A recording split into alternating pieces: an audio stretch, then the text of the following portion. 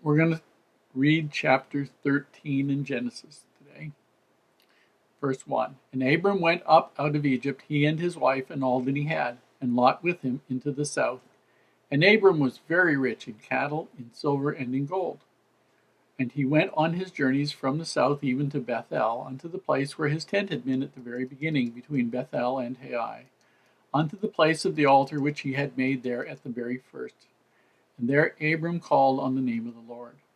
And Lot also, which went with Abram, had flocks and herds and tents. And the land was not able to bear them, that they might dwell together, for their substance was great, so that they could not dwell together. And there was a strife between the herdmen of Abram's cattle and the herdmen of Lot's cattle. And the Canaanite and the Perizzite dwelt then in the land.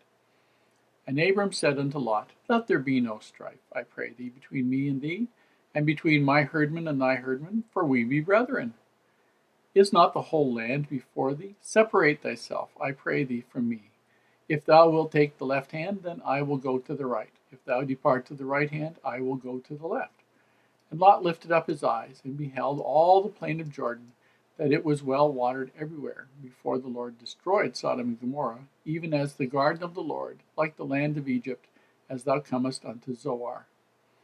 Then Lot chose him all the plain of Jordan, and Lot journeyed east, and they separated themselves the one from the other. And Abram dwelled in the land of Canaan, and Lot dwelled in the cities of the plain, and pitched his tent toward Sodom. But the men of Sodom were wicked and sinners before the Lord exceedingly. And the Lord said unto Abram, after Lot was separated from him, Lift up now thine eyes, and look for the place where thou art, northward, and southward, and eastward, and westward. For all the land which thou seest, to thee will I give it, and to thy seed forever. And I will make thy seed as the dust of the earth, so that if a man can number the dust of the earth, then shall thy seed also be numbered. Arise, walk through the land, in the length of it, and the breadth of it, for I will give it unto thee. Then Abram removed his tent, and came and dwelt in the plain of Mamre, which is in Hebron, and dwelt and built there an altar unto the Lord. Hi. A lot of times in the Bible, some of the very short chapters have some of the richest sources of information. Here we start to see in these few verses some things that are going to be expanded on in great depth. We start to learn about Abram, who becomes Abraham. And we see that in here that Abram, is very wealthy. And one of the things that we learn from or are taught about Bible scripture is sometimes not true. Sometimes people interpret wealth as being equivalent with sin or treachery. And here obviously we have a man who was very wealthy. Lots of cattle, much substance, silver and gold. Lord considered him very wealthy. And yet he was the most righteous man on the face of the earth.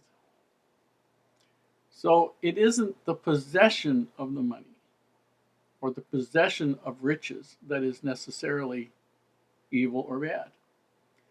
It is the love, the graspingness, the willingness to do anything to get more that is bad. And so there's that part. Secondly, we learn to see Abraham's loving nature, his willingness to trust in the Lord and to give things to other people. We see that because of the size of the herds of cattle that he has, and the size of the herds that Lot, his nephew, has, they can't live in the same area. And the reason they can't live in the same area is something that every farmer or rancher knows. Each cow needs a certain amount of area to graze. And if they eat up all the grass, they eat up all the grass. There isn't going to be any more grass that season. It takes weeks to months to regrow at least. And so, although in that culture, The older man, the patriarch, has the right to decide what is going to happen. And Abraham, as the leader, as the patriarch, had the right to decide he was going to take the best area and tell Lot that he should go and take whatever was left over. Abraham does exactly the opposite thing. He says to Lot, you choose. You take whatever looks good to you. And Lot takes a look around, and he looks at, it says, the plain of Jordan.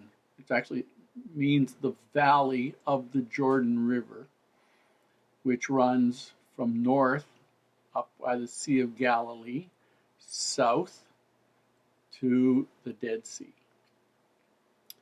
And he sees that it is well watered. Now, in the desert area, water is life. No water gives you nothing but sand or rock. Water gives you plants. Plants give your cattle something to eat. Something for your cattle to eat means you will have milk, meat, whatever. That means wealth.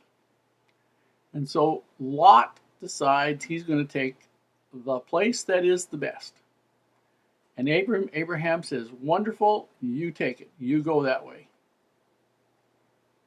And Abram is perfectly fine. The reason he's perfectly fine with that is he has ultimate faith in God. And he knows that no matter what he does, that God will bless him. God has made a covenant with Abraham, that through him all the nations of the earth will be blessed, all kinds of things. He knows these things are coming. He believes it implicitly. It's going to happen. He trusts the Lord. He also knows that the Lord's going to look after him.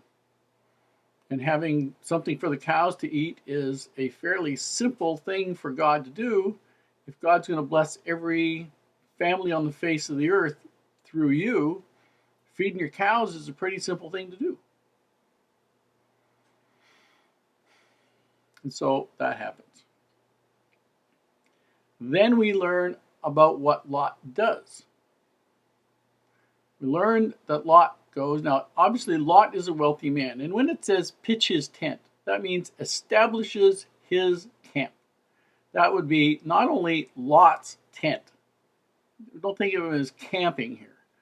This is him setting up his tent for his group of people. And he would have put his tent, and all the people that were with him would have come and pitched their tents around him. But he said he pitched his tent towards Sodom. And what that meant was that he went over towards the area that was close to Sodom.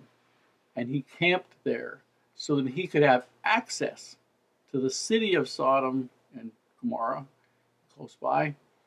And he could do business with them. He could visit them and all the rest of it. And it tells us that these places were corrupt. That's the kind of thing that Lot was looking for. Maybe that's why he chose the valley in the first place. But in any event, he was falling prey to the temptation for sin, and he would soon pay the price.